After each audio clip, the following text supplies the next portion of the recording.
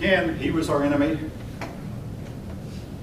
He was to govern the Soviet Union, as I said, during the next 12 or so years. So keep him in mind when we'll be talking about him more as time went on. But this was to lead to a split between China and Russia, because when Stalin died, Mao assumed that he should become the leader of the communist world, become the leader of communism. The Russians said, no, we Russians were communists first, and the leader of Russia, the leader of the Soviet Union, is going to be the leader of the communists. So this led to a split between Khrushchev and Mao. There are other issues. The Chinese wanted Russia to get aggressive and go to war. The Soviets said, no, we've had enough war. And I want to quote Khrushchev. I mean, it sounds like he's quoting the Bible. He said, blessed is the man who talketh war and knoweth not what he talketh about. Again, half quoting the Bible, but basically he said the Soviet Union is not going to get involved in your wars, Mr. Mao. If you want to fight him, you're fighting by yourself. And this, of course, upset the Chinese, who believed that Russia should show a more firm stance, particularly when Russia did not really do much to help the Chinese fight the Korean War. The Korean War was fought by the North Koreans and the Chinese with virtually no help from the Soviet Union. The same thing could be said for Vietnam.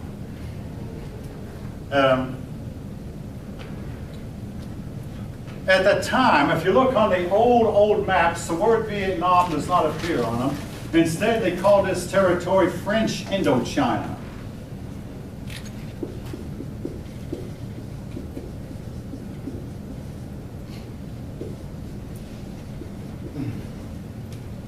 France had had French Indochina for several generations, and the people of this part of the world rebelled against the French rule. At this time also, colonialism was becoming very unpopular. Great Britain began releasing its colonies. They released Jamaica, they released India, and a whole bunch of others. The United States got rid of the Philippines. It became fashionable at this point for the world to get rid of the colonies. And but the French wanted to hold on to Vietnam. The Vietnamese were led by Ho Chi Minh. And Ho Chi Minh once told the French ambassador, said, you can kill us at a ratio of 10 to 1, but we're going to beat you because we greatly outnumber you. We can just keep on sending men, and you will, after a while, your people will quit fighting because your people do not have the will to conquer us anymore. He was right. The French lost one big battle when they made a move to try to hold Vietnam. They lost a big battle in about 1952, and at that point the French pulled out. So, so much for the French at this time.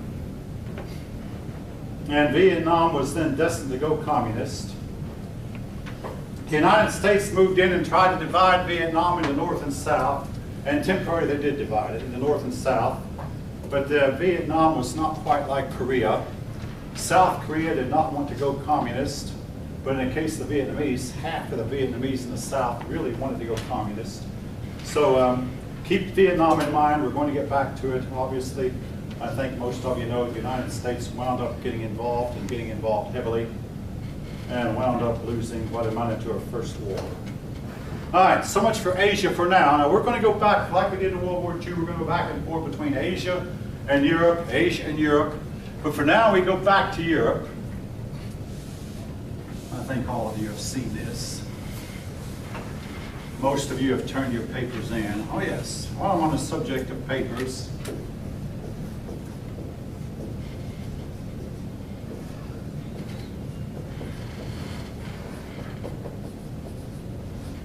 any of you see anything wrong with that? What did I do? I used a contraction. Yeah, it should be do not use contractions in formal writing. Now in novel writing, you know, it's great. No, but in formal writing, Now, again, maybe you have teachers told you otherwise, but when I see it, I do knock off my foot. Do not use contractions in formal writing. All right, anyway, back to, all right. When Khrushchev took over in 1956, probably in 1953, he decided on a policy of peaceful coexistence. Now, you'll see that word coexist on a lot of bumper stickers today, or it has a symbol for Islam, a symbol for Christianity, a symbol for Judaism, and maybe a symbol for communism, whatever. You said peaceful what? Peaceful coexistence. No, he said we can coexist with you, and we're not going to be as confrontational as we were. Now, again, coming from the mouth of a man like Khrushchev, it meant about as much as it did coming from the mouth of Hitler or Stalin. Now, Khrushchev was not quite as evil as Hitler and Stalin, but nevertheless, I cannot say I would trust him. All right, now, by the way, Khrushchev has made news this year. I mean, he's been dead for a long time, but he made news because he was a Ukrainian, and he was the one who gave the Crimea to Ukraine. At least one of you have heard that. He gave the Crimea to Ukraine, and the Crimea had always been independent, but Khrushchev wanted to make amends because while Khrushchev was assisting Stalin, Stalin had killed millions of Ukrainians by starvation, as well as outright firing squad or sending them to Siberia, overworking them or whatever. Stalin killed millions of Ukrainians right under Khrushchev's nose, and Khrushchev didn't do anything about it. So when Khrushchev got into power, he tried to make amends by giving the wealthy Crimea to the Ukraine. And when the Soviet Union broke up, Ukraine said, we have the Crimea. But now, 22 years later, Russia says we should have the Crimea. And that's where the conflict is going on now. But anyway, Khrushchev made news recently. Khrushchev, one of the first things he did was he started the world by getting up on worldwide radio, you might say, and denouncing Stalin. He ran Stalin into the ground, and it shocked everybody, but he could not. I mean, it was said he feared for his life the whole time as Stalin was around. But Stalin would conduct these purges, and no one knew who was going to fall. Somehow Khrushchev managed to survive. But he denounced Stalin and gave the Ukraine. Again, the giving of the Crimea to the Ukraine, that's not in the book because at the time these authors wrote it, that didn't seem so important. If they were to rewrite it, they might include a line about that in it. All right, which takes us to the first crisis I remember. Now, here's what I remember about the news when I was a kid. I mean, as a kid, I'd listen to the radio and sometimes read the papers. I collected papers for a while to earn a little bit of money. We got about a penny a pound for every paper we collected. But in 1956, the Hungarian crisis occurred. Now, on a personal note, this is the first crisis that I personally remember. But anyway, I wanted to say this, though, so I started was the news at that time would go from crisis to crisis. Berlin would flare up and remain flared up for several weeks. Then Berlin crisis would die down, and the crisis would flare up into the Congo. And it would remain in crisis for several weeks. It would die down. Then Cuba would flare up, and the press would talk about Cuba for a while, and that would die down. But there was one crisis. Lebanon, Lebanon was involved. But the first crisis of it was a Hungarian crisis. That was my dad had a talk with me about politics, and he told me that, in effect, that Russia was like the big bully on the block, the one who nobody seemed to beat up.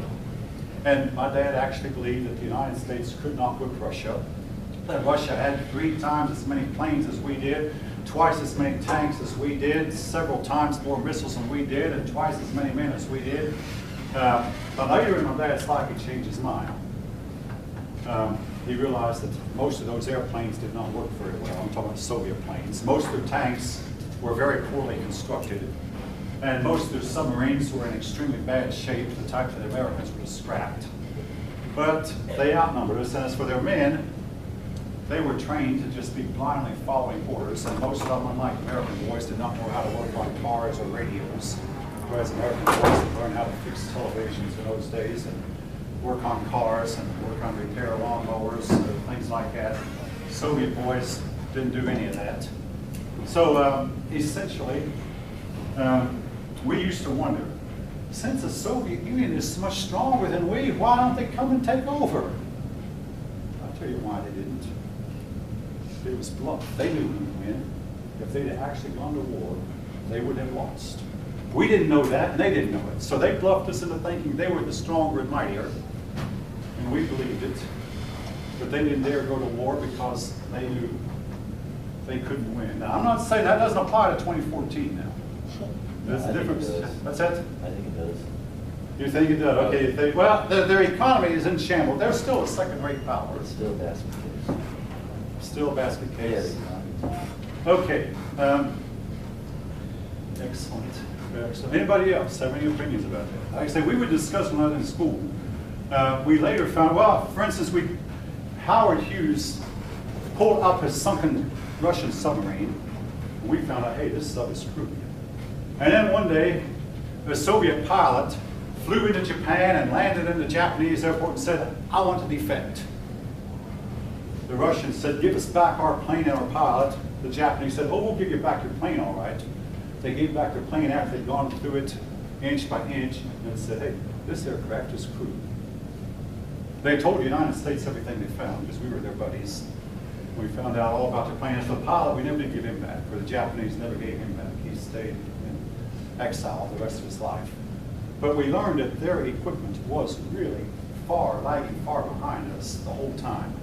But anyway, now back to the Hungarian crisis. Hungary revolted, and they believed that the rest of the world would come to their help. Well, the Soviets moved in, they killed the Hungarian leader Nagy, and there you see a picture of Nagy lying dead on the ground. They killed him, and they forced Hungary back into the Iron Curtain, and the United States did not do anything to help. Big revolution in Hungary that failed, and the free world seemingly lost. Now, lost temporarily. The time was to come when Hungary was to tell the Soviet Union to go home, but that was to come later. The same thing was to happen later in Czechoslovakia and in Poland. In 1968, Czechoslovakia revolted, and what was called the Rape of Czechoslovakia, the Soviets moved in and took Czechoslovakia back. In 1980, Poland revolted, and the Soviets moved in and crushed the revolution. By 1990, all those countries sent the Soviet Union packing. But that was to be later. All right, Berlin. Again, the crisis in those days went back and forth. Berlin continued to be a sore spot with the United States on one side and the communists on the other. Eventually, to keep the people of Berlin, of East Berlin, from fleeing to West, the Berlin Wall was put up. The Berlin Wall was made of barbed wire, concrete block, brick, anything they had handy they could put up the wall. And folks, the Berlin Wall was not put there to keep Westerners from entering that Eastern communistic heaven. No, it was put there to keep people trapped under communism from escaping that hell that they had created to come to a better life in the West. Now later on, Ronald Reagan was to visit the Berlin Wall and say, Mr. Gorbachev, tear down this wall. That was in the 1980s. Within a few years, the wall has come down. There are a few pieces of it remain as souvenirs, but the wall is now down. And the city of Berlin is once again united into one city. But the Berlin Wall was put up, again, to keep Easterners from fleeing to what could be a better life for them in the West. Now, your book shows a picture of Vice President Nixon and Khrushchev. To try to make peace, Khrushchev and Nixon and Eisenhower agreed to exchange visits. So Khrushchev came to our country in 1958, and he visited Ike's presidential retreat in Camp David, visited the White House, and then went and took a tour of places in the United States and Canada. And here's where he got the name Corn Man. When he visited Canada, he saw all these magnificent cornfields. And he said, hey, why don't we grow that? And not knowing that corn would not grow in the Soviet climate. So he said, hey, it got with this farmer. Why don't you start growing this like they do here? He was laughed at, and from then on, he was called the Corn Man. But also something else, with all due respect, the United States can grow acres and acres and acres of corn. Corn is about the least nutritious food you can eat. If any of you, you've heard that, yes, it is about the least nutritious food. But it is inexpensive, and it will at least temporarily fill your stomach. But don't live your life day in and day out on cornflakes. It's not a nutritious food. Very few vitamins, minerals, or anything that you need. Anyway, one year Eisenhower didn't feel up to going. I mean, Eisenhower was an old man, so he sent his vice president, Richard Nixon. Richard Nixon then visited the Soviet Union. Richard Nixon carried with him an American home, a replica of an American home. And in this American home, he had a dishwasher, an automatic dishwasher, and he had a refrigerator, and an electric range, and of course the clothes dryer. Your book shows a picture of what looks like an automatic dryer there. And this kitchen, he said, now this is the way typical Americans live. Now keep in mind, at that time, the Soviet Union was short on housing. And they would bundle up 2 or 3 families to a small house. And sometimes a 6-room apartment would have to house at least 3 families. And you had to live with another family whether you liked it or not. And you had to only share, by the way, 1 bathroom and 1 refrigerator. Well, you didn't even have refrigerators, but 1 bathroom and 1 icebox. And all of you share and double up on the same table and the same stove, heating stove. All right, if you can imagine living like that. But anyway, into this scenario steps Richard Nixon carrying this fine, nice American kitchen. And he was telling Khrushchev, now this is how our housewives live. And all of a sudden, Khrushchev burst out with a tirade of cussing that the interpreter said it made him blush to try to interpret what Khrushchev was saying to Nixon. And Nixon had no idea, hey, what did I say that offended the man? I'll tell you what he said that offended him. He was just simply stating, we live better than you do. But Nixon didn't quite mean it that way. But anyway, Nixon kept a calm, cool disposition. I mean, this was one fight that Nixon did not start, did not really provoke. Nixon was later to write a book called 6 Crises, in which he described how that he kept a calm, cool demeanor. Eventually, Khrushchev halfway apologized. Actually, both men apologized. And the whole incident kind of blew over. This is called the kitchen debate.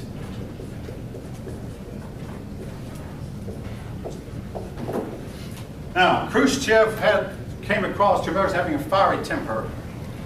In those days, there'd be United Nations meetings in September, and Khrushchev would take off his shoe and pound the table with his shoe, and he would say, wrong, wrong.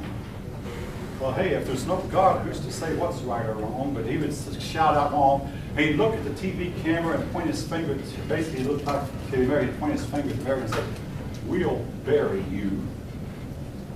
We're going to take over you without firing a shot. Well, what happened? Communism under him at least fell without anybody firing a shot. Actually, he fell from power without anybody firing a shot. But he said, we'll take over, because communism will triumph, and we'll be there to see it, and those of you who have resisted are going to die, and we'll be around to bury you. All of which was designed to strike fear in the hearts of the American people. And including this big emotional tirade, this blood outburst that he had. All right.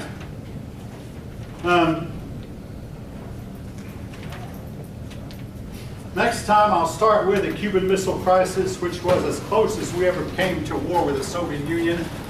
And what I think started it. Again, for those